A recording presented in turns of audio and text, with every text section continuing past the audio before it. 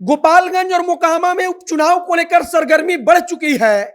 अब तक किसी भी पार्टी ने अपना पत्ता नहीं खोला है कि उसका कौन सा उम्मीदवार कहां से चुनाव लड़ेगा। और इसी कड़ी में आते हैं चिराग पासवान। चिराग पासवान की पार्टी चुनाव लड़ेगी या नहीं लड़ेगी, इसको लेकर भी कुछ साफ नहीं है। लेकिन संसदीय बोर्ड की एक बैठक होती है और वहां से 6 से 7 नामों को चिराग पासवान के पास भेजा जाता है। कहा जाता है कि 4 नाम मोकामा से चुनाव लड़ने के लिए तैयार है, तो 3 नाम गोपालगंज सदर विधानसभा से चुनाव लड़ने के लिए चिराग पासवान की पार्टी से तैयार हैं। लेकिन अंतिम फैसला चिराग को लेना है और चिराग क्या फैसला लेंगे, तो इसके बारे में कहा जा रहा है कि अभी वो वेट एंड वॉच की स्थिति में है। मतलब कि वे चुपचाप देख रहे हैं कि महागठबंधन की तरफ से तेजस्वी यादव क्या कर रहे हैं, भारतीय जनता पार्टी क्या कर रही है, और अगर किसी से बातचीत होती है या भाजपा से बातचीत होती है तब उसके बाद कुछ किया जाएगा। बाकी नमस्कार, मेरा नाम है मोहित कुमार सिंह और आप जनता जंक्शन देख रहे हैं। लोक जनशक्ति पार्टी रामविलास मतलब कि चिराग पासवान की पार्टी की एक संसदीय बोर्ड की बैठक होती है। संसदीय बोर्ड की बैठक में तमाम नेता शामिल होते हैं। वहां पर उन नामों को देखा जाता है जिन लोगों ने इच्छा जाहिर की है कि पार्टी से वे चुनावी मैदान में उतरना चाहते हैं। कहा जा रहा है कि मोकामा से 4 नाम पार्टी को अब तक मिले हैं और इन 4 नामों को देखकर अब चिराग पासवान के पास भेजा गया है। अब तक कंफर्म नहीं है कि चिराग पासवान अपना उम्मीदवार उतारेंगे कि नहीं उतारेंगे। इसके बारे में कहा जा रहा है कि हो सकता है चिराग पासवान भारतीय जनता पार्टी से बातचीत की कोशिश में लगे हों या भाजपा और चिराग के बीच कोई बातचीत हुई हो और इसीलिए चिराग पासवान ने अब तक अपना पत्ता साफ नहीं किया है। अब तक चिराग पासवान क्या करेंगे क्या नहीं करेंगे इसके बारे में किसी को नहीं पता। लेकिन पार्टी के जो प्रदेश अध्यक्ष हैं और जो नेता हैं उन्होंने 4 नाम मोकामा के लिए और 3 नाम गोपालगंज के लिए चिराग पासवान के पास भेजा है। उन्होंने एक लिस्ट भेजी है, एक सूची भेजी है जिसमें बताया गया है कि इतने लोग चुनाव लड़ने के लिए तैयार हैं और अब इतने लोग चुनाव लड़ने के लिए तैयार हैं तो अंतिम फैसला चिराग पासवान को लेना है।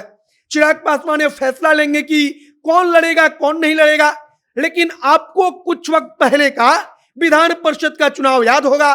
चिराग पासवान इसी प्रकार से एकदम चुपचाप थे, वे कुछ नहीं बोल रहे थे और अंतिम वक्त में चिराग पासवान जब भारतीय जनता पार्टी से उनकी बात नहीं बनी, जब वे नाराज हुए तब अंदर खाने खबर आई, उनका एक ऑडियो क्लिप भी वायरल हुआ जिसमें वे तेजस्वी यादव के उम्मीदवार को समर्थन देने की बात कर रहे थे और कुल मिलाकर इसको काफी ज्यादा चर्चा भी हुई।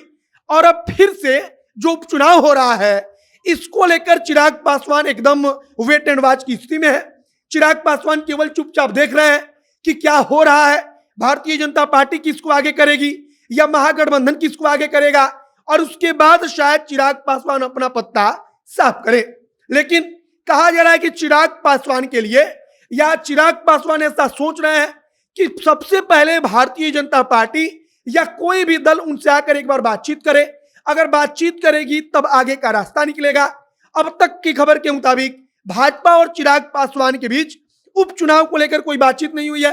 कहा जा रहा है कि आज चिराग पासवान पटना में आएंगे तब यहां पर उनकी पार्टी के जो नेता हैं वो इन नामों को चिराग पासवान को बताएंगे और कहेंगे, उस पर बैठकर चर्चा होगी कि आखिरकार कौन चुनाव लड़ सकता है और तब चिराग पासवान हो सकता है कि अपनी पार्टी का स्टैंड क्लियर करे। लेकिन फिलहाल विधान परिषद के चुनाव में जो हुआ था उसको लेकर एक अलग चर्चा चल रही है कि क्या चिराग पासवान अगर भाजपा से नाराज होते हैं, भाजपा वाले चिराग को छोड़ देते हैं, चिराग को नहीं पूछते हैं, चिराग पासवान की राय नहीं ली जाती है, उनसे कोई राय मशवरा भाजपा नहीं करती है, तब फिर चिराग पासवान नाराज होंगे।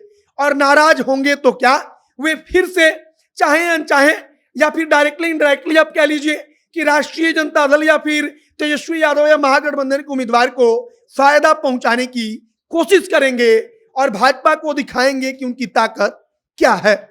बाकी वो जहां के उपचुनाव से लेकर विधान परिषद का जितना चुनाव हुआ वहां पर चिराग पासवान की क्या स्थिति रही उसके बारे में हर कोई जानता है। भाजपा ने उनसे बातचीत नहीं की। वो जहां उपचुनाव के वक्त कहा गया कि वहां पर जो सांसद थे मुजफ्फरपुर के उनकी चिराग से बातचीत हुई, चिराग से बातचीत के बाद कहा गया कि शायद चिराग पॉजिटिव रिस्पॉन्स देंगे। लेकिन उसके बाद विधान परिषद का चुनाव हुआ, वहां पर चिराग पासवान भाजपा से एकदम कट गए। उनका ऑडियो वायरल हुआ तो ऑडियो में उल्टा वो तेजस्वी के उम्मीदवार को समर्थन देने की बात कर रहे थे और अब उसके बाद फिर से विधानसभा उपचुनाव आया है और इसको लेकर चर्चा तेज है। बाकी चिराग पासवान अब पटना में आएंगे तो इसके बाद उपचुनाव को लेकर क्या कुछ कहते हैं यह देखना महत्वपूर्ण होगा। फिलहाल चर्चा एकदम तेज है कि चिराग पासवान क्या करेंगे। क्या अगर भाजपा नहीं पूछती है उनको, तब एक बार फिर से वो तेजस्वी यादव के उम्मीदवार को समर्थन देने के बारे में विचार करेंगे, या इनडायरेक्टली मैसेज देंगे अपने कार्यकर्ताओं में कि तेजस्वी के उम्मीदवार को समर्थन कीजिए, मदद कीजिए। आगे जो कुछ नई जानकारी आएगी, जो कुछ नया अपडेट निकल कर आएगा, जनता जंक्शन के माध्यम से हम आप तक पहुंचाएंगे। आप जनता जंक्शन के साथ जुड़े रहिए। कैमरे पीछे विशाल खड़े हैं और मैं मोहित कुमार सिंह। बहुत बहुत धन्यवाद।